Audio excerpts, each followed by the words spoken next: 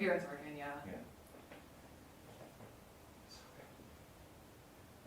I'll watch it, but you should, if you get access, you have to watch the morning show. It's basically like a fictionalized, like, Matt Lauer saga. Okay. And it's Right, it's Jennifer Aniston and, Reese Witherspoon. Yeah, okay. And her co-anchor gets ousted, and then it's like all the, Fallout. it's really, really exciting. Nice. No. We'll find out after that, yeah. Still one of my favorite of all time is Sports Night. Good, yeah. I'm not a sports fan. but, Yeah. Yeah, Yeah. That's how I felt about, I mean, that's unprecedented, it's got to be. Good evening, Camby, and welcome to the first and only Canby City Council Candidates Virtual Forum. I'm Tyler Frankie with the Canby Current, now hear this Camby and CambyFirst.com. I'm joined as host tonight by Kyle Lang of the Canby Area Chamber, whom you'll hear from in a moment. This is a unique event in Canby's history. Starting tomorrow, October 14th, ballots will go out for what many believe to be a pivotal election in our nation's history. It is also a pivotal moment for Canby. Our community is in the midst of unprecedented business and population growth, bringing both challenges and opportunity. More recently, the coronavirus pandemic and historic wildfires have made their marks with rising unemployment, poverty, homelessness, and other pressing issues. It is still hard to believe just how much life in Canby has changed in the past year. Bringing back a Canby that is just as strong and active as it was before, if not more so, will take us all working together, and it will take strong, bold, compassionate, and visionary leaders. Tonight you will hear from all 6 candidates for City Council. With 4 out of 6 seats open, voters will have a chance to truly set a course for the Canby they would like to see.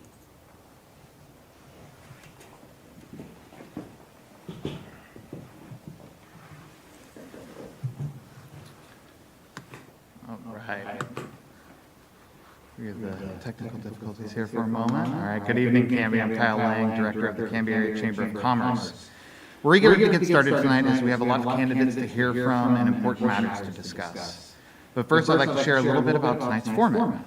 Organizers have taken great care to develop an event intended to be as fair and equitable as possible to each candidate, while remaining mindful of the coronavirus restrictions that remain in effect for our county, to help ensure everyone stays safe and healthy. Tonight's event is being presented live thanks to Canby CTV Channel 5, which is also hosting us tonight, as well as Direct Link and Wave Broadband. There is no in-person attendance. Candidates will take turns introducing themselves and answering questions from the hosts. Each candidate will have 3 minutes for closing. We want to be clear that tonight's forum is not a debate. Among the ground rules that candidates have agreed to tonight is that they will not speak directly to or ask questions of their opponents. Candidates have been asked to use their time to speak about their own experience, their own qualifications, their own plans, and their vision for the city of Canby. By luck of the draw, Chris Banks has been chosen to go first. We'll now go back to Tyler Frankie, who will ask the first question.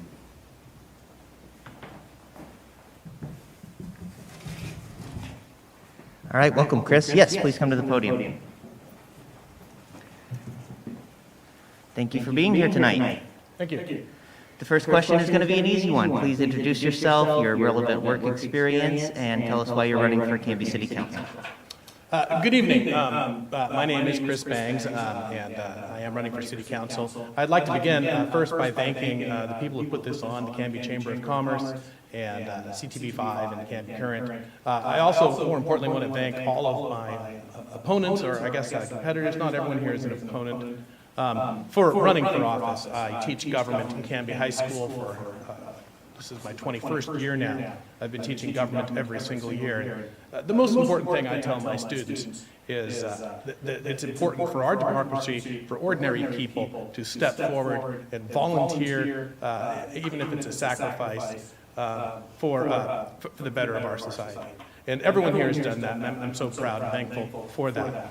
I grew up outside of Canby, unfortunately not in Canby. My dad bought a home in the wrong town, and I went to Milano schools and Malala High School, and all of my upbringing looked with envy at Canby. Canby had a pool, which I started using here in 1974.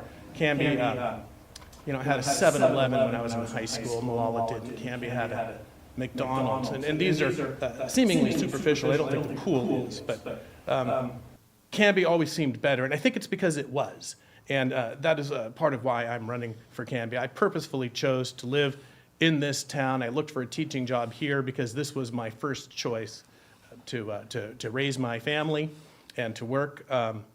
And basically, I just love Canby, Oregon, and that's why I'm running for city council here. As I said, I've been teaching at Canby High School for this is my 21st year. I've been involved in all sorts of different activities, coaching and advising clubs. I bring to this city council race no political platform, no political agenda. I'm not beholden to any special interest. I've taken money from nobody for this race. I am interested in looking at all issues fairly. I think Canby City Council is a nonpartisan position, and I applaud that. The main reason I'm running is to provide opportunity for voters to have choice. I think that there are some clear choices in this campaign. I would encourage all of our voters to look at the voters pamphlet, to study what it is that is motivating the candidates for running for city council. My motivation is simply to continue the excellent governance that Camby has enjoyed now for a long, long time. Thank you. Thank you, Chris. Next, we'll have Councillor Tracy Hensley. Same question. I forgot to mention, for this portion, candidates are being given 3 minutes. Welcome. Hi, thank you. Good evening, Canby. Thank you for tuning in. And my thanks as well to CTV5 and Canby Area Chamber of Commerce and the Canby Current for organizing and producing this forum tonight. My name is Tracy Hensley. I have lived in Canby for 24 years and have had the pleasure of serving this great community as your city councilor for nearly 10 years. I have and continue to volunteer in many areas of this community, examples being the American Legion as an auxiliary member, and my most recent project being a founding member of the Canby Suicide Prevention Task Force. I have over 20 years in sales, customer service, and hospitality, and a decade in grassroots politics. These experiences have given me seemingly a unique ability to listen to all voices, even if theirs doesn't sound like my own. I take this job seriously and approach it pretty hands-on. I can often be found talking with folks at a park or coffee shop, or you'll see me on the side of the road on a field trip with Public Works and the Traffic Safety Commission. I learned quickly that Romeo's is much more appropriate footwear for this job than my high heels that I love. And because of my approachability, my kids also quickly learned that there's no quick trip to the store for mom. I believe as counselors, we are elected to work for you. I believe that I have a responsibility to my neighbors and our business owners who trusted me with their vote to be committed to protecting our livability, our values, our public safety, and ownership rights. I have worked diligently to keep my commitment to you and believe my record reflects that. It is my desire to continue this work for you and our community and would again appreciate your vote. Thank you, Councillor Hensley. Next up, we have Councillor Spoon.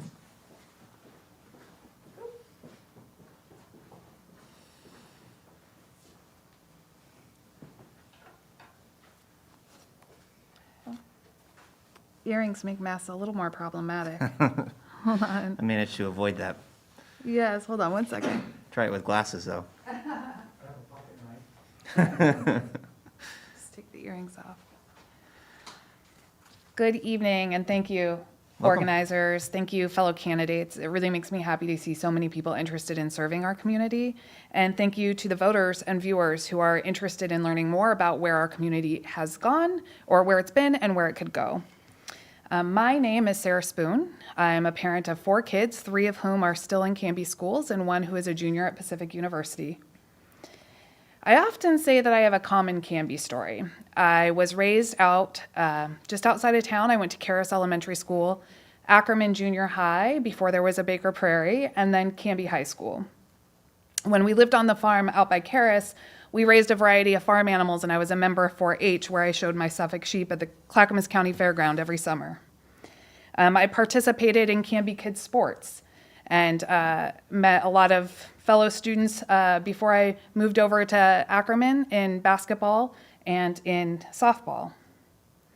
When I was in the 7th grade, my family moved to a filbert orchard, and I spent about this time every year sitting on the jump seat of a harvester, pulling sticks off of a conveyor belt as quickly as I could so that only the filberts would fall into the tub that we sold to Blue Diamond. In high school, I was the president of the speech and debate team. And when I was 17, I started my life of service. My first volunteer job was at Our House of Portland, which is a residence for people in the late stages of AIDS, before there was a drug cocktail when many of them had been abandoned by their families and loved ones, and these were their final days, months, or weeks. After high school, I was recruited to compete at Syracuse University in policy debate, and from there, I spent some time living on the East Coast, some time in Jackson, Wyoming, and no matter where I lived, there was only one place I ever called home. When it was time to raise my own family, I thought about all the communities I had lived in, the things I loved most about them, but mostly the things I missed about Camby. And so when I chose where I wanted to live to raise my kids, there was no other place I wanted to be. Now I own my own small downtown Camby business, but what I actually do is help people who have a common goal but see things from a different perspective, and that's not very indifferent to being a part of City Council. I'm community-focused servant leader. Both before City Council and continued on now, I've been the member of a variety of Chamber of Commerce committees. I'm the volunteer high school debate coach at Canby High School. I run Camby Movies in the Park, and I served on the Willamette Falls Heritage Area Coalition Board of Directors. But when I think about Camby and who I am and how I fit into the story here, I fit like a lot of other people. And that's that while I may have said at 17 that I was gonna go to the big city and never come back to this small town, I chose it for my own family, and my vision remains the same that it always has, which is to be a part of shaping a community where my kids would choose to come back to raise their kids, just as I chose to come back to raise mine. Thank you, Councillor Spoon. Next, we have Jason Padden. Welcome. Good evening. Hello, my name is Jason Padden, and I am running for a position on your City Council. Before I begin, I would like to thank the individuals who helped put this event together, my fellow candidates for showing up tonight and participating, but most importantly, you, the folks at home who are tuning in to this today. I grew up in a very rural town in Western New York. As a teenager, I chose to get involved in the community. I was a member of most of the clubs and organizations when I was in high school, from being a peer helper to the president of the National Honor Society. And I was also very active in my community, from helping with our annual 4th of July celebration to being a member of the Junior Volunteer Fire Department. When I moved away to college, I took that passion with me. By the time I graduated from SUNY Cobleskill, I was a resident assistant, the student government president, which afforded me the opportunity to be the only non-governor appointed representative to the College Council, and a member of the SUNY Student Assembly, which is a statewide run student government association. Within a few months of moving to Camby 15 years ago, I came to City Hall and asked how I could get involved to help the community. Shortly thereafter, I was appointed to a position on the Camby Urban Renewal Advisory Board. Since then, my passion for helping the community has only grown. I am currently a member of the Canby Lions Club, where I've served as president. I've been a member and president of the Oregon Association of Nurseries Greenhouse Chapter, and I've been on the Camby Budget Committee for about 7 years now, 2 of which I have been the chairman. As far as my background and work experience, I've worked in ornamental horticulture ever since I graduated from college.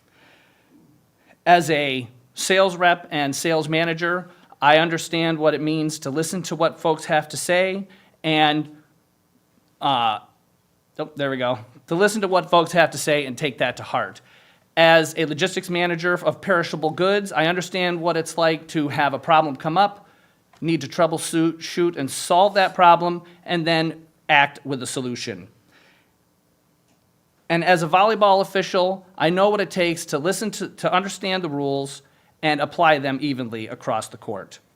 In summary, everything I have done over the past years, from my successes to my failures, have honed me into an excellent leader. And with your vote, I would love to bring that leadership and passion for involving others to your city council. Thank you very much. Thank you, Jason. Next, we have James Heeb. Let me get suited up here. Yep.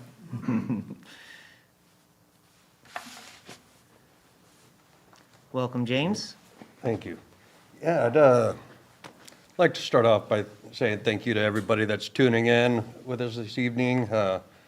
Instead of watching something, I guess, a little more entertaining, you're hanging out with us. And thank you to everybody putting this on. It's a good opportunity for me and all of us. Yes, I've never held a public office before, so I really have no voting record. But I can tell you a little bit about myself.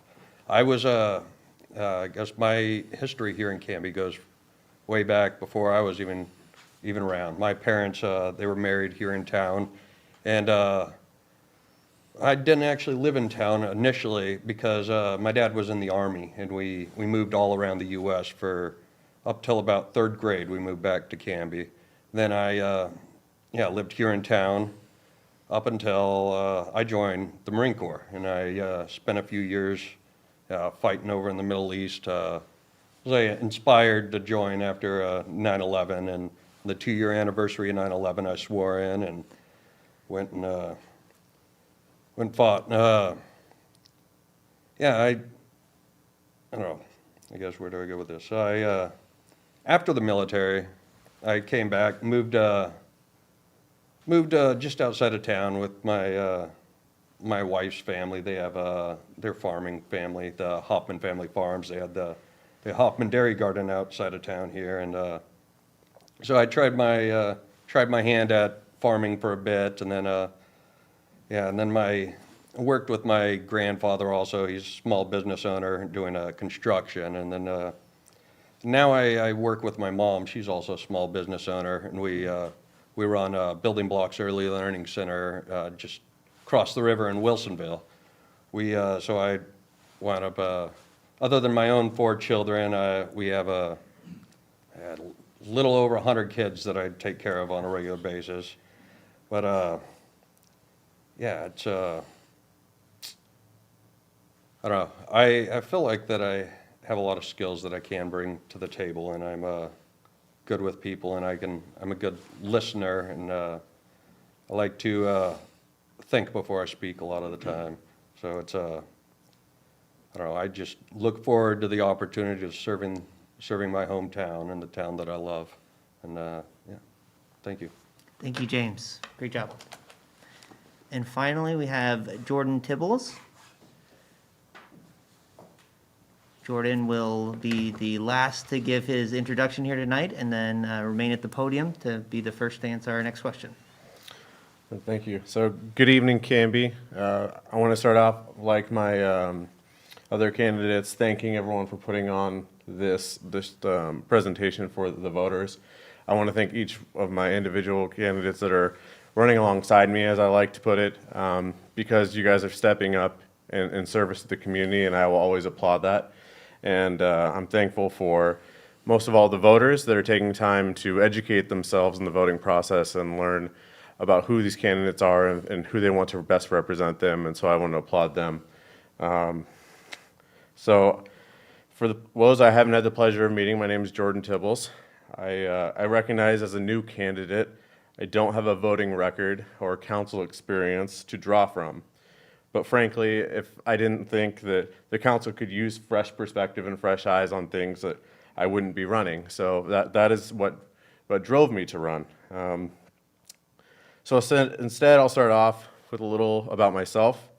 I'm a Christian, a father, a husband, a veteran, a fisherman, and a dog lover. I served in the United States Marine Corps, which to this day is one of the greatest honors of my life. Upon leaving service, I attended Oregon State University, where I graduated with a Bachelor of Science in Business Administration, focusing on international business.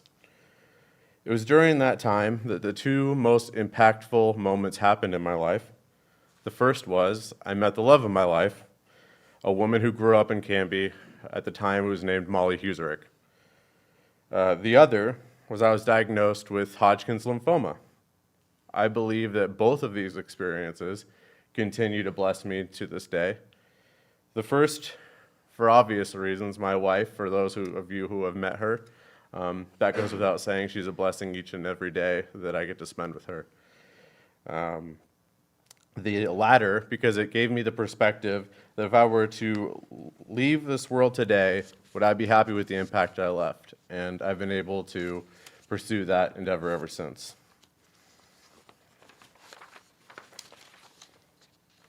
After battling through chemotherapy and finishing my college degree at the same time, I pursued a career in tech sales. While I found success, I was not particularly passionate about technology, so I made a change and gambled on myself taking a commodity trader trainee role, which wasn't guaranteed a job at the end, but I knew that buying crops on behalf of farmers and being able to give them that stability was a worthwhile endeavor and something I wanted to do. Fast forward to today, I not only attained the position, but I'm the youngest department head by 25 years in my company.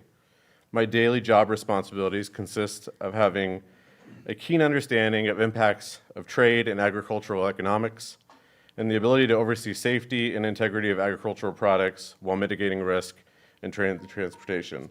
I'm running for city council because I believe my military is not the end of my calling to service. My wife and I have a 2-year-old, Grace, and a baby on the way. We would like them to be blessed with the same childhood experience growing up in Canby as she had.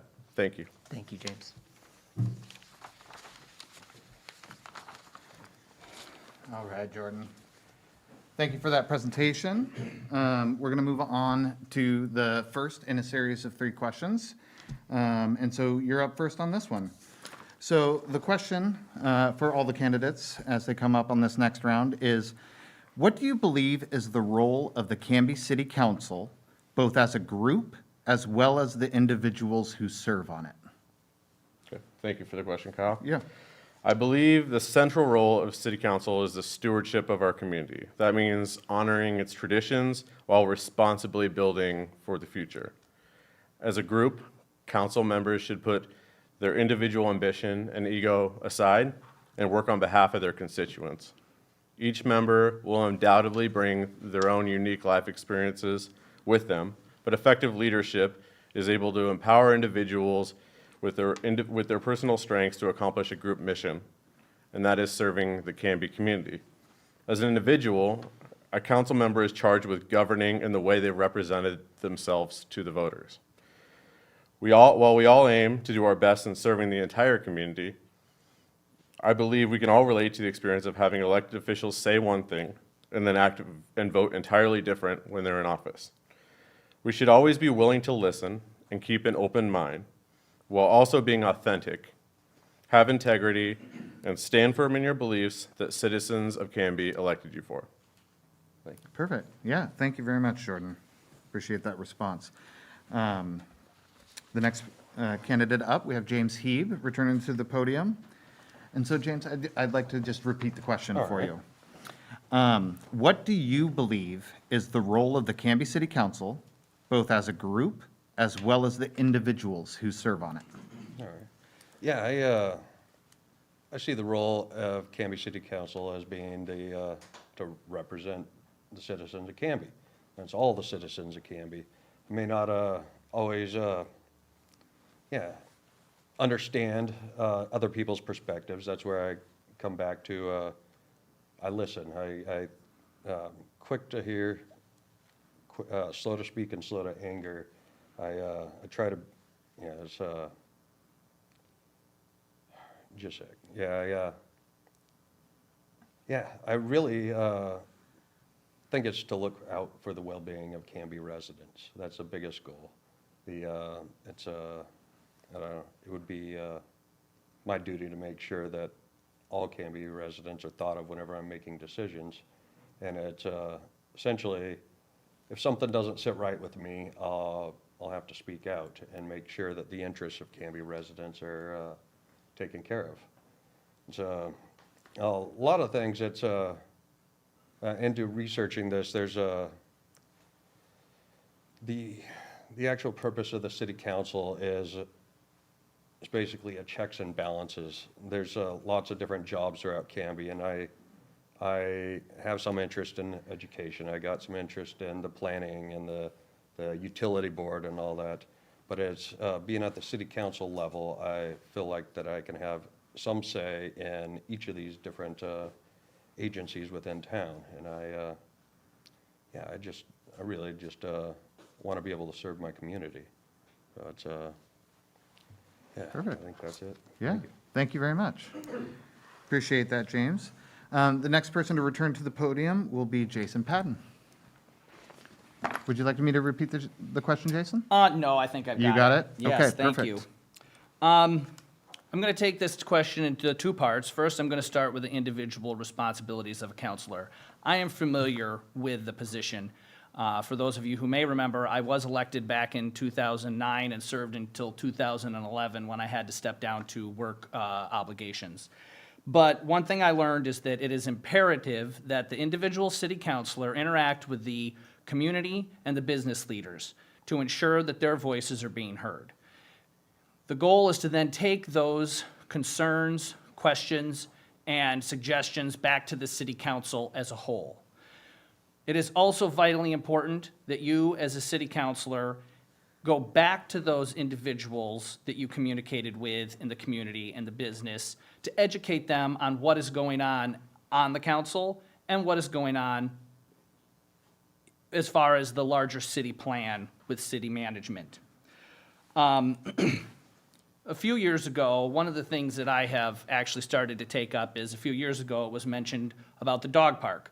Nothing has come of that, and I have told folks that I've chatted with who have an interest in it that I will bring that up and see what's going on with that. Regarding the council as a whole, it is imperative that all the councilors listen to the individual councilors and what those that they represent have to say, which is the community. They then build a plan and move it forward through the city management. It is really the city management that then fills in the gaps of that plan and seeds it out to the individual departments. It is also the responsibility of the council to come back from time to time, make sure that plan is working, tweak it if necessary, and keeps it on course. The other thing is, as a governing body, the city council and its individuals are the face of the community. And so therefore, it is a responsibility for them to comport themselves in a manner that warrants the respect of that position, one that I am familiar with. Thank you very much. Okay. We've had an online comment just from audience members at large. Just please try and make sure that you were addressing to the mic when you make your comments. Oh, It wasn't just particular to you, it was just a general comment from our viewers who are watching at home. So just be intentional about maybe a little turn to the mic as you speak. So next up, we have Councillor Sarah Spoon. Would you like me to repeat the question? I think I remember it. Okay, perfect. So I'm going to handle this question in two parts. First, we'll talk about city council as a group. The city charter is our governing document, and it's pretty clear on what our role is. City council simply directs 3 city employees, one of which is a city administrator, who then addresses everything else. And we have the power lies with us for things like the budget and policy making. But I think the spirit of the question is, what are we supposed to be doing for the citizens? And for me, it's as simple as the city council should do good for Camby. As a group, that means we need to come together to create goals and vision that we can agree on, so that we can direct the city administrator through our policy decisions and through our budget to execute those goals and visions. Most importantly, in a way, it's a commitment to teamwork. And that means no matter who ends up on city council, they're going to be working with someone they disagree with. And that commitment to teamwork means that even when you don't see eye to eye, you work to get together, you try to meet, you try to have conversations, you listen. Listen to understand first, then try to be understood. As an individual, I think it means the commitment to doing the research and asking the questions. There are a lot of materials that come with this job. There are weeks that it takes hours to read through the council packet, and it's important that every councilor take the time to do that. We also need to actively seek input from the community and stakeholders. That doesn't mean waiting till someone contacts you. It means if there's an issue, being the person that proactively goes out and seeks that input and feedback from the people who are in the front lines dealing with the issue at hand. It also means being transparent, explaining how you came to your decision and feeling comfortable doing that. Being accessible is one of the most important things to me. I have sat down. There are people that have my cell phone number, email address, that are Republicans, Democrats, Independents, and I'll sit down with any one of them and talk. And I learn from them as much as they learn from me. And also it's about having the courage to dissent, that if there's something you disagree with, it takes courage to be the one person that says no and explain why you're saying no, so that as a community, we can make better decisions moving forward. All right, thank you, Councillor Spoon. The next person returning to the podium is Councillor Tracy Hensley. Would you like me to repeat the question? I think I remember. You got it down. All right. You've heard it a few I times. want to be polite and offer. And I came prepared, so thank you. I believe that the role of municipal government is to keep public safety and infrastructure running smoothly so citizens can live their lives uninterrupted and unhindered. We don't and shouldn't involve ourselves in social issues. It's streets, sewer, public safety, parks, building codes, and the like that we focus our attention on. Our job is to make sure that the streets are safe, the parks are clean and kept, potholes are filled, and fences aren't too high. It's our job to be good stewards of the taxpayer dollar. And most importantly, hear the voices of all members of this community and create policy to best protect our treasured livability. As individuals, we bring our perspectives and our feedback from the community to the table and engage in conversation with our colleagues. But at the end of the day, we work as a team, and we stand behind whatever decisions are made at that point in juncture. Thank you very much for that response. As Jason I know, said, everybody's gotta like do that. madly remasking as they leave the podium. No, I appreciate that. And so now we have candidate Chris Bangs returning to the podium. Do you need a reiteration of the question, sir? No, I'm good, thank Okay, you. I will share with the folks back home that all of us were given the questions on an email a week or two ago, and so I think we're all well versed in the question. I want to gripe just a little bit right now that Councillor Hensley and Spoon have both kind of stolen my thunder here. They both said what I want to say, which is frustrating.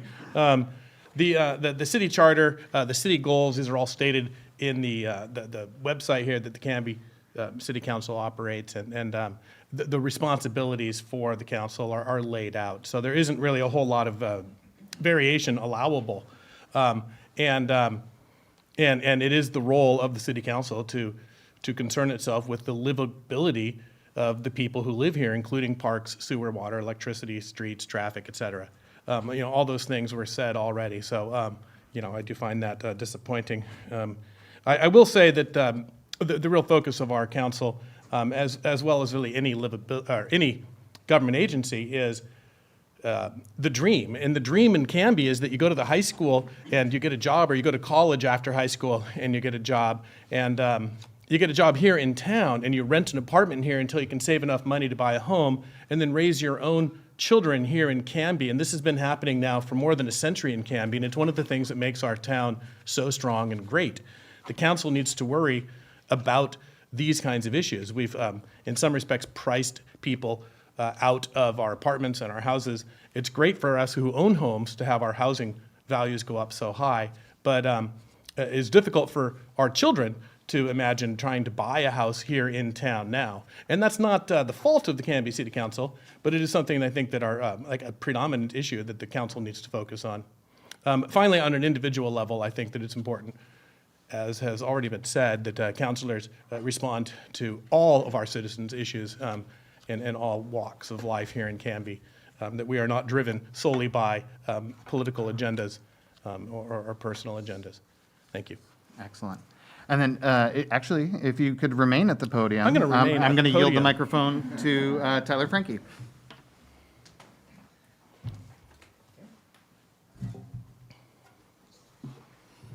All right.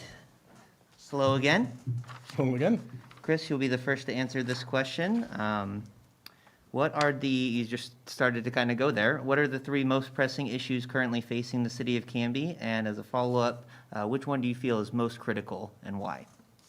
I would like to take this opportunity now to steal the thunder of all of the people who are following in my footsteps here We'll and only try be and fair. say all of the things that they're intending to say. I think growth management is one of our most important issues here in town, as I've said. And it does involve a whole bunch of different aspects, including our parks, traffic.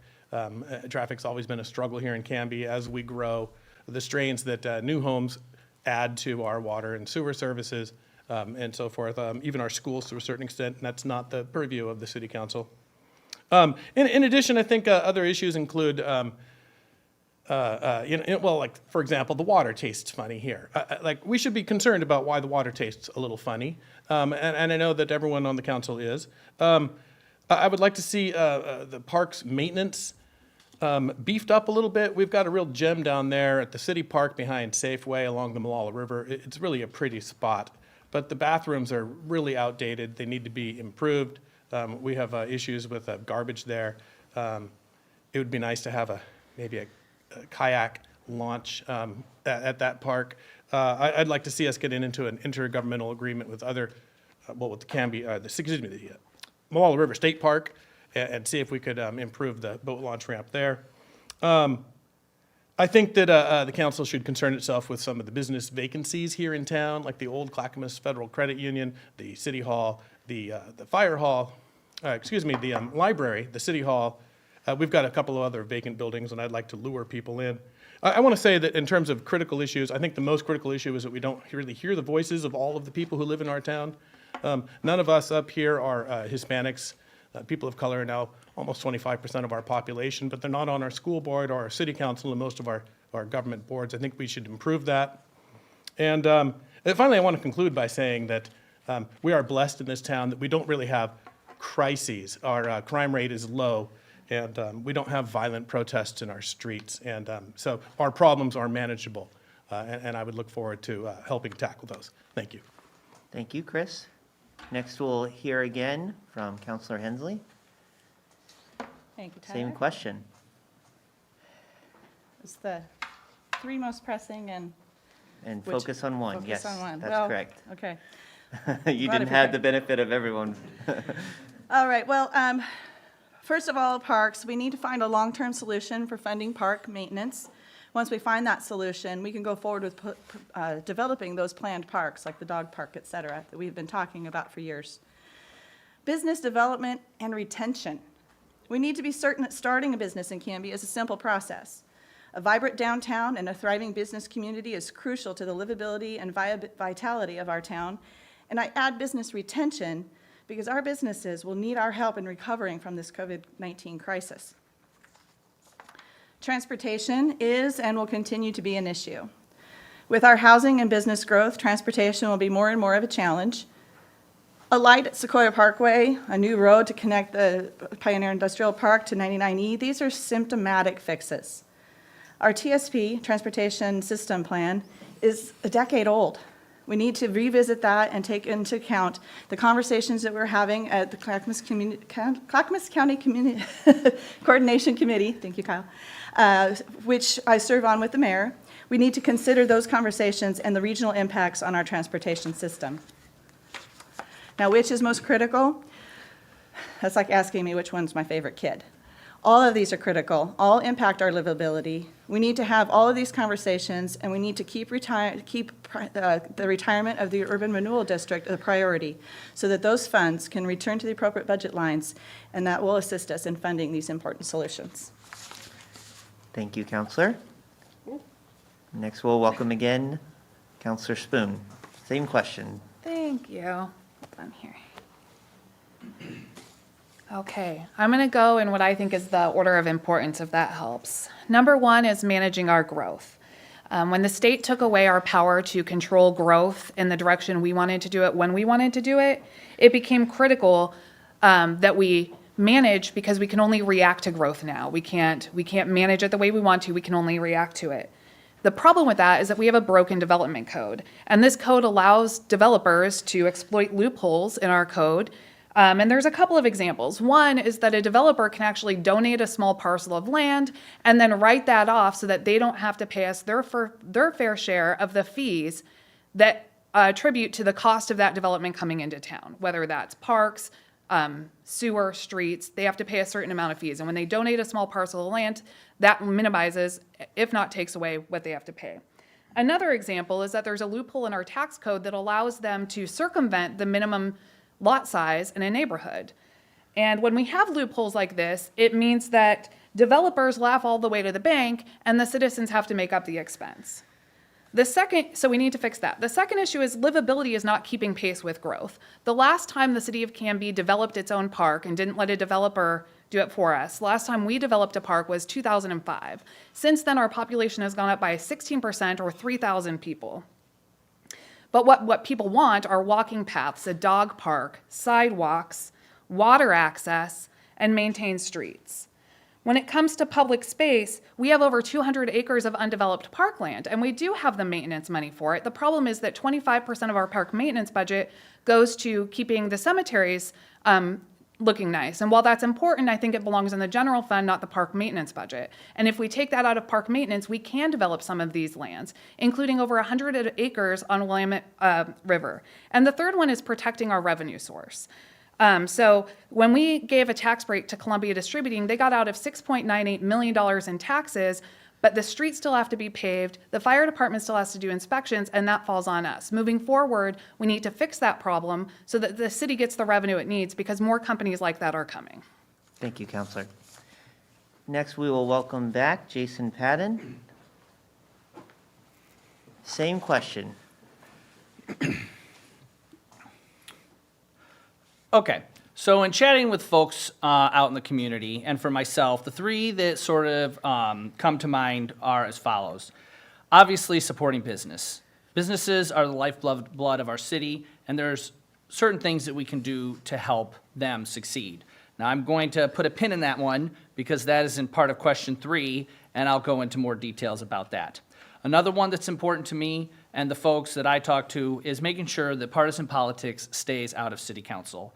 City Council is a nonpartisan position, and therefore it is supposed to be focused on what you, the citizens of the city, want, rather than some major talking points from a political party outside of the state or even within the state. But for me, one of the ones that is close to my heart is infrastructure. Anybody on council or anybody at City Hall knows that I am the streets hawk, and I love to watch where the streets money goes and make sure that it is actually going to streets. One thing that Camby has done very well is plan for infrastructure when the economy is high, so that that infrastructure can be implemented and installed when the economy is low. The labor force is flush and materials costs are down. So that way, the next time there is a bump in the economy, things are ready to go so businesses can come in and houses can be developed. It is also crucially important that the City Council plant the seeds today for those infrastructure projects that are going to be required in 2030 and beyond. They have done a fairly good job of that, but I think there is more work that can be done. Thank you, Jason. Next, we'll welcome back to the podium James Heeb. Same question, sir. All right. Yeah, I got a lot more than 3 things that are need done here in Camby, but I guess I'll, livability, transportation, and the safety of citizens. I went with livability. Whenever I was looking for buying my house north side of town here, I actually found out Camby's like #1 rated best place to buy in Oregon because of the affordability of homes and the availability of homes. There's a lot of places where they may be affordable, but there's not a job or around the area or other issues. But then there's safety. Obviously, like everybody needs to be safe. I want my kids to be safe. I want your kids to be safe, and we shouldn't have to worry about anything like that, and I think we are doing fairly well here in Camby. So I guess #1 issue would probably be transportation, especially with ODOT talking about all this tolling of 205. All that's going to do is divert traffic up and down our streets. And then I know there's been all sorts of talk about the what do we do with the Canby Ferry? What do we do with, is there going to be a bridge that goes in? And then we were talking about this interchange down in Donald. It's I want to make sure that whenever ODOT comes to Canby and, or whether they come to us or whether I got to go to them, I don't want them to take advantage of our town and put in these toll booths and then wind up doubling our traffic up and down 99E. It's not something I see being good. Our infrastructure can't handle double the traffic. Not to mention 80% of our citizenry work outside of town. And yeah, we already have bad enough time getting to Wilsonville. I know I've been stuck in traffic going to Wilsonville many times. And it's a lot of the time I feel like just throwing my bicycle in the back of the truck, and just in case it's one of them days, so that I can just make it the rest of the way to work. But yeah, so that's my three big things. So. Thank you, James. All right, last for this question, we'll welcome back Jordan Tibbles. Believe it or not, you're going to answer the same question. Caught me off guard with that I know, one. I know. I apologize. So, Canby is at a pivotal moment in what will define our city to look like for our children and generations to come. The Portland creep, unfortunately, is inevitable with their population growth and the recent exodus we've seen in surrounding cities as it has become more stable in the city over the years. Families will be seeking safe environments to raise their children with the flexibility of being able to commute into Portland to keep their jobs. Camby is a desirable relocation spot for all of those reasons. In each of the next three issues I outline, decisions will be governed by the following question. Does it make Camby safer? Will supporting this bring our community together? Are we mindful of current residents' property values when determining growth? And does it carry forward the local business first approach Camby has always championed? First is livability. We all either moved here or grew up here and stayed here. Either one is because we love Camby's livability. I will advocate for a citizen-centric housing and development approach to our decision-making process. We currently average adding 100 dwellings year over year. We need to prioritize the impact made on current residents' property values when making those growth decisions. Infrastructure improvements, like candidate Padden, I am a huge proponent of road quality, so I would love the opportunity to work with him on that. I think that we're going to see increased traffic with obviously the investments into the industrial park that we've seen with Crusoe Produce as well as Columbia.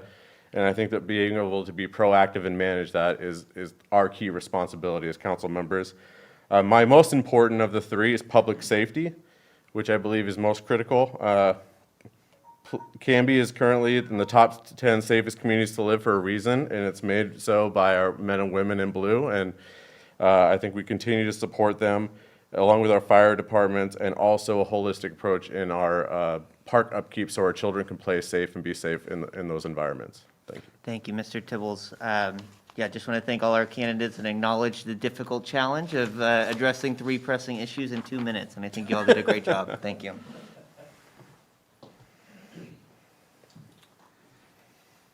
And I'm going to go ahead and just apologize to the candidates and to the audience. That's my beeper that keeps going off. That's the timer where I'm keeping time.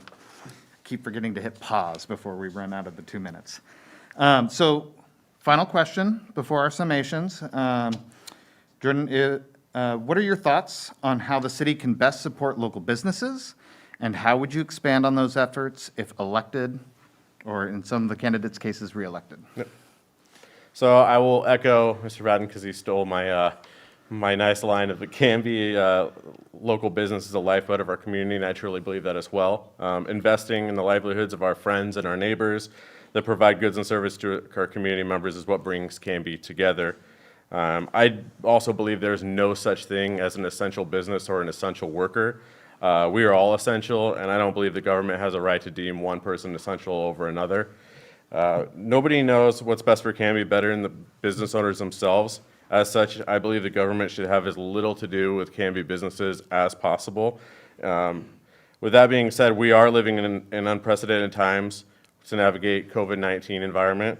So a good example recently done by the City Council was the open air recovery program, which allowed companies to use private parking lots to expand the business area that they could operate, and I would have championed that as well. I think that's a great effort that we should applaud our City Council for.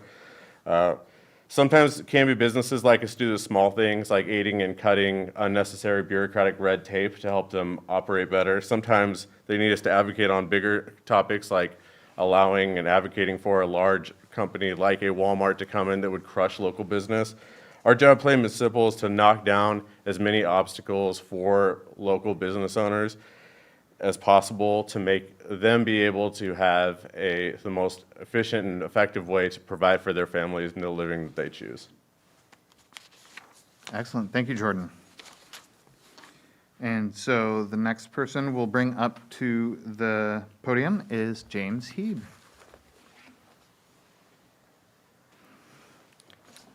So James, would you like me to repeat the question? Oh, sure, yeah. It's not a problem for me. I run the chamber here locally, so I'm Yeah. glad to ask the business question. What are your thoughts on how the city can best support local businesses, and how would you expand on those efforts if elected? I think the city needs to come alongside businesses as much as possible. Not saying that they don't, but with my experience as being a small business owner, I've dealt with government entities coming to trying to like be penalistic or trying to catch us doing something wrong so that they can, I don't know, fine us or something. I don't know that that's happening here in Canby, but I think that there should be a partnership of sorts. And the city should be able to cut as much red tape and as possible. Make it as easy as possible for businesses to stay in operation, especially through this whole COVID situation. I know Jordan brought up the fact that the council did approve the open air seating for a few businesses here in town that were just having trouble staying. So, is that 2 minutes already? Sorry. Oh, wrong one? 1 minute. All right. Yeah, and then I think, just being able to, partner with businesses instead of penalize businesses. And one thing that I've thought about with businesses is maybe bringing the permitting process back to Canby instead of letting it sit at Clackamas County. I know I've had to deal with Clackamas County before, and I wound up getting 10 grand into it before I got an answer saying, no, that's not gonna work.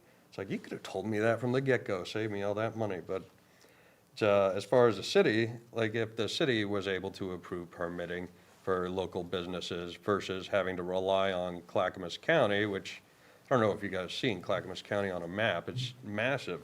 They got enough on their hands, and I think the city could handle a lot on their own. I think, all right, 2 minutes is up. Thank you. Yeah. He faked you out initially, but now we are actually at the 2 minutes. Thank you for your comments, James. So next up, we'll bring up Jason Padden. Okay, so rather than try and stick to that, I'm just going to shoot from the hip with this one. Yes, it is imperative that we help support our businesses.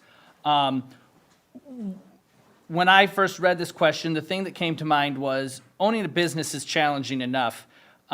With everything that's going on right now, it's almost like pushing a boulder up a hill with one arm tied behind your back. And so anything that the city can do to help you as a business owner make things work is great in my opinion.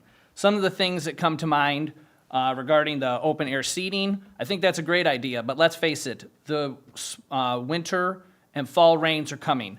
So I think it's imperative that the city council do something to help ensure that that can be sustained through inclement weather. Another one that I would like to see is that when I recently came to downtown with the open air seating, it was amazing how much that changed the vibrant nature of the community. It made it feel like, much more open. So I'd like to see that those walls torn down so that other businesses are able to put things out to draw people in. Another one is businesses just aren't in the downtown core. There's folks in the industrial park that need help as well, as far as continuing to develop the industrial park so that there's shovel-ready project land for when those businesses choose to come here. The industrial park is a humongous economic engine, and we must make sure that it continues to work. Another one is 99E. 99E has been a problem since I moved here, and I would like to see the city council partner with the state to try and do something like they have done in Oregon City and Milwaukee. I do not understand why that can't be done here. Another one is, what was the other one? Well, that's the red card, so we're just gonna have to tease you there, and if you elect me for city council, I'll tell you more. There you go. Saved by the bell. Perfect. Saved by the red card. Saved by the red card. It's the first time the red card came in handy. All right, thank you, Jason. The next person we're going to bring up to the podium is Councillor Sarah Spoon. Thank you, Kyle. You're welcome. I've spent a lot of time thinking about this question because I am a member of the Canby Chamber of Commerce and I do own a small downtown business. And first I want to tell you why it's important, because a lot of people have asked me, why should the city do anything for businesses? Aren't we capitalists? Shouldn't business do something for themselves? And I say the reason it matters that we support and protect local businesses is because the difference between Canby and Beaverton is that we're not just a series of strip malls. And the reason people come to Canby isn't because the commute is easy or convenient. It's because they're looking for a community to be a part of. And that downtown core and the other local businesses outside of our downtown core are an important part of what gives Canby its unique identity as what I like to call the last great piece of Americana. And so as a local business owner, I've thought about three things. One, we can lean into who we are more. The community events that we do, from Light the Night, the big weekend, the street dance, those all bring a lot of people downtown that don't often come downtown. And so if we can lean into that and refocus some of our economic development efforts on finding ways to expand on those events or even add more. We don't really have any events from January until about August, July, August. So finding more ways to bring people downtown to experience downtown so they come back. Second, making it easier for small businesses. A lot of people have talked about the outdoor seating. One thing I did at the last city council meeting is that I requested that we have a sister ordinance that makes it easier to tent those spaces so that through the coming months, those spaces will be usable. And finally, a focus on tourism. Over 500,000 people come to the Clackamas County Fairgrounds every year, and we don't have enough places for them to stay. If we can get people to stay in Canby by focusing efforts, our economic development efforts on getting a hotel in our downtown, and finding marketing as a strategy on educating people on how they can spend their time in Canby so that they really want to come here and stay here and spend money here, that's another way that the city can help our local businesses so that we can keep our downtown identity. All right, thank you for that response. Our next counselor is taking the podium, Councillor Tracy Hensley. Thank you, Kyle. Well, my mama always said, lead, follow, or get out of the way. Largely, I think our role to assist a business is to get out of the way. Bureaucratic red tape and lengthy waits for code inspections, they can be cumbersome and make startup quite difficult at times. We've seen projects and policies created to help our businesses, only to hear later that the business owners felt like we did these things to them rather than for them. I've always told my kids, it's not help if you're not asked. I would like to see a forum with business owners to hear their ideas and their needs, and then I would champion business building policies to assist them in those needs. Excellent, thank you for that. And final speaker on this question is candidate Chris Bangs. Thank you. As I think has been said, a vibrant business community is essential for the livability of a town, particularly a small town, and a variety of different kinds of businesses, such that when you live in a town, you don't really have to leave the town, I think really enhances the quality of a town. And I think Camby is really lucky in that we do have an excellent business community. There are some things I think the council can do. And one of them is I think councilors can play cheerleader. For example, although I'm not a councilor, when all the businesses shut down, a statewide ban on dining inside a restaurant happened, I called every single restaurant in Canby that offered dinner and posted the list of everyone who was still open, and then put that on, I think it's called Canby Next Door, one of the social media platforms, and urged people to go there. And this is an easy thing, and I'm not sure how successful that was, but the cheerleader aspect, I think, is important for the city council. We do a great job focusing on the downtown core in town. I do like the idea of bringing in more of those events that we have, because it does bring a ton of people in. And I would like to see us, as I said earlier, concentrate on trying to find partners for some of those vacant places that we have here in town, like the old city hall and the jail and the library. I'd like to see us also concentrate, as Mr. Padden said, on the 99E businesses. We have a ton of locally owned businesses stretching from the Wild Hare to the furniture store down at the other end of town, including some that aren't on 99E at all, like Puddin' River Chocolates and Wilco. And sometimes I think our council concentration is really more on downtown at the expense of those other businesses. And we're all in this thing together. I would like to work with those downtown businesses to enhance that, I think it's called streetery thing that everyone else has mentioned. I think it really makes Canby feel like a little Paris community. I'd like to see that permanent and not just a COVID reaction.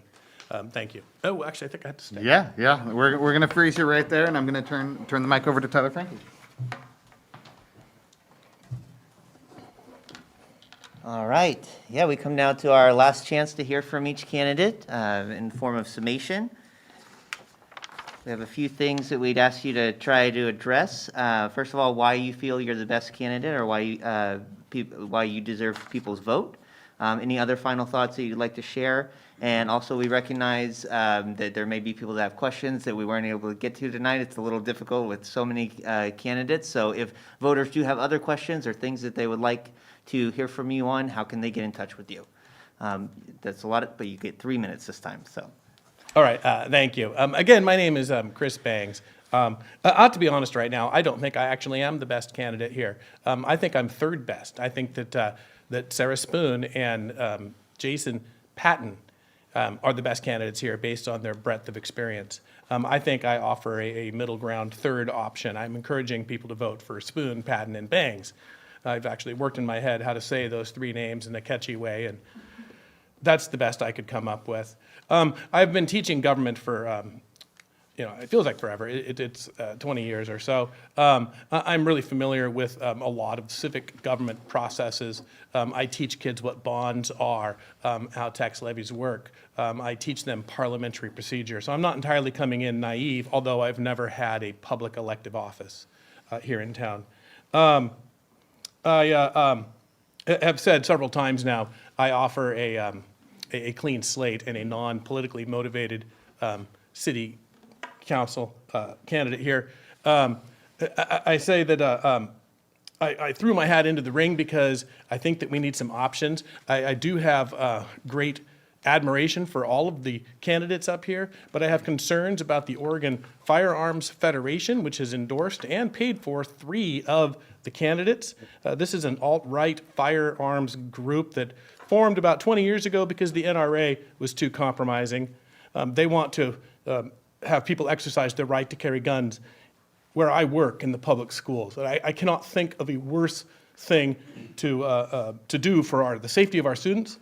I think that if you don't believe me on this, you should ask the Canby Police Department and ask how they feel about people bringing guns into the classroom. I don't know how these candidates feel about this, but it is alarming to me. I don't think that's what Camby is. I don't think that's what Camby wants. I threw my hat into the race simply to provide an alternative for that. I am excited about the prospects of serving alongside the councilors and doing my civic duty and giving Camby a platform-free candidacy. Thank you. Thank you, Chris. Next up, we'll hear from Councillor Hensley. Why you, why you feel you deserve people's vote, and any final thoughts, and how voters can get in touch with you. Okay.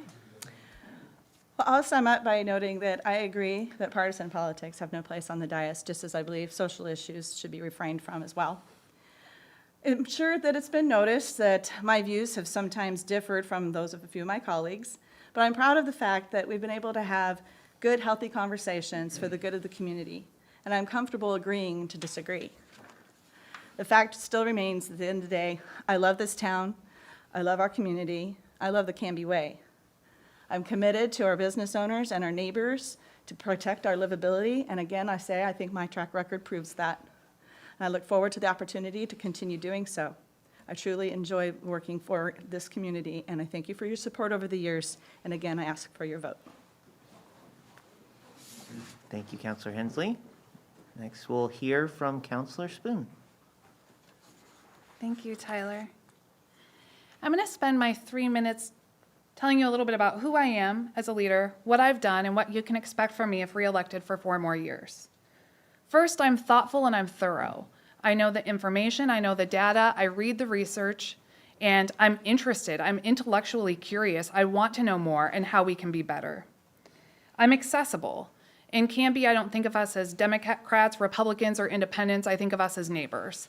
And I think that my friendships in town and the people who will call me to get information or ask questions demonstrate that. I'm not afraid to take on big developers, out-of-area developers, and big business. My track record on the dais demonstrates that as well. I'm service-oriented. I started volunteering as a teenager, and I've never stopped. And I will volunteer until the day I die, long after I'm off city council.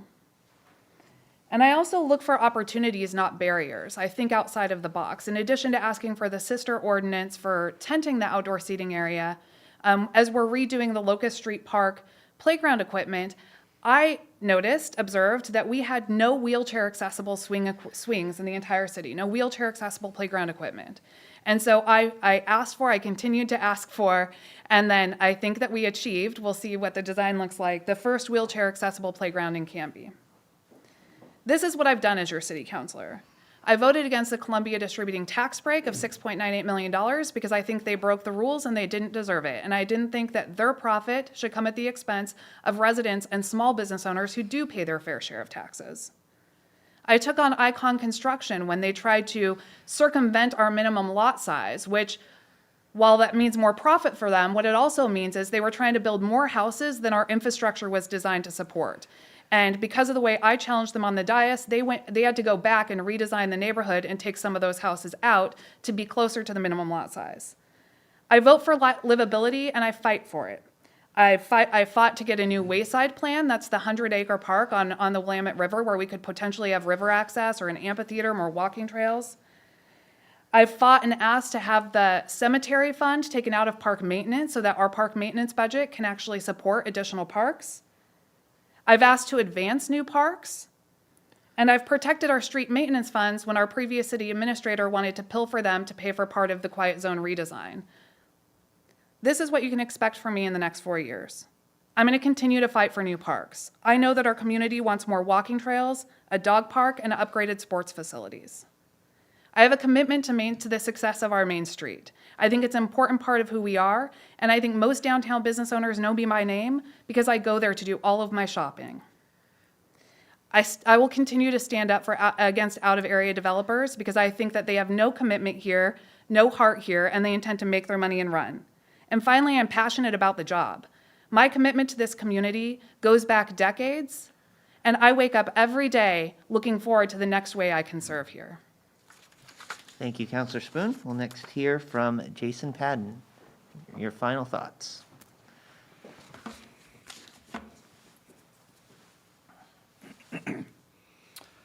So my final thoughts are this. I encourage you to do your research and read about myself and the other candidates in the voters pamphlet. I've spent time tonight talking to you to share with you my ideas and visions for Camby if I was chosen to be on Canby City Council. One thing I do want to do is say that when I served on City Council, I was often the think outside of the box, push things to the outer edge to get people to think more. And we've talked a lot about helping businesses, but I want to talk about an idea I've had that would help you, the citizens of Camby. As many of you know, when you start to walk outside of the downtown core, the sidewalk network becomes very spotty. I'm a fan of private-public partnerships, and I would like to see something set up where a portion of the existing gas tax that's collected in the town is put into a sidewalk grant program, where if you do not have a sidewalk in front of your house or it's in disrepair, you can apply with a plan to the city. They will review it, and if approved based on a master plan of sidewalks in town, you would get a matching grant to help put that in. Because let's face it, concrete is extremely expensive. Sidewalks are a huge undertaking. I put in a driveway a few years ago. I was blown away. So that's just some more of the interesting ideas that, if elected, I would bring to the table. Now, as far as reaching out to me or learning more about me as a candidate, I do not have a fancy website, and I'm not planning any sort of town halls or anything like that due to the pandemic. But I have set up an email address. You are more than welcome to email me questions or concerns that are relevant to the city council position to jasonpadden@gmail.com. Let me just say that again. It's Jason Padden, my name, in office, all one word, @gmail.com. I will do my best to answer relevant questions and hear what you have to say regarding concerns and suggestions that you have here in the city. Again, I thank you very much for your time tonight. I encourage you all to fill out your ballot and get that in the box by November the 3rd, because the only way that we can affect change is if we actually participate in the process. Thank you very much. Thank you, Jason. Next, we'll hear from James Heeb, his final thoughts. Yeah, thanks for that, Chris Bangs. I am one of the ones that am endorsed by the Oregon Firearm Foundation, and I'm happy to, own that one. I am a very strong believer in the Constitution. So it's, and you know what? You're all safe because you're guarded right now by a United States Marine. So I think I'm probably, I don't know, I don't even have to be first, second, third best candidate, but I think that I could work excellent with Jordan Tibbles, Tracy Hensley, and Jason Padden. I would, I don't know, I've known Jason in passing in the past, and I know he's, he's reasonable. And, but I think that I'd be a great counselor because I have strong morals and convictions. I'm a hard worker. I'm not going to read my notes about, all right. I have a lot of conservative values. And I work hard, and I care about people. My name is James. I've always gone by James growing up instead of Jim because I was always told that James means servant, and I do want to serve Camby. Basically, I'll work harder. I'm vain enough to know that I'll work harder than anybody else in this position. So I figure if I work and I put my mind towards it and I do the best I can, Camby will be happy with me. So I think that that's about it. So thanks for listening tonight. Thank you, James. Finally, Jordan Tibbles, your final thoughts. All right, thank you, Tyler. And once again, I want to thank everyone for putting this on. I'm going to take the first, since the rules weren't honored by a certain candidate, I'm going to directly address and own the fact that I was endorsed by Oregon Firearm Federation. I didn't hide it. I put it as one of my endorsements. I'm a proud Second Amendment. And I think that candidate's purporting themselves to be not political. And I think that you could just talk to your students who might have had them and see if they feel, as a Christian or conservative, they were treated equitable in that classroom. So I want to say in closing, I want to thank everyone who put this event on, and I hope to have the honor of representing you for Canby City Council. For more information, please don't hesitate to reach out to me. You can find me on Facebook, and I have a City Council page on Facebook that I'm responsive to. I believe I have fresh eyes and unique experiences that will be valuable to our community, and With all the steps that I take, I keep these 4 words in mind. Our children are watching. Thank you. Thank you, Jordan. We are going to have Kyle Lang back up here to bring us home, but I just want to thank all the candidates for doing a fabulous job tonight, and thank all of you for watching.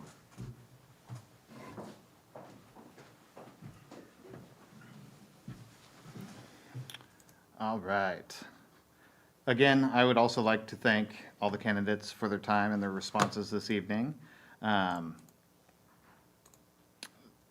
We hope you, the voters, have enjoyed this experience and that it has been helpful to you in determining whom you would like to see making decisions for the city of Canby. We are incredibly grateful to CTV5 for hosting and producing tonight's event. Thanks to all of our candidates for participating, and a huge thanks to each one of you for your desire to serve our community. Finally, thanks to all of you for tuning in tonight.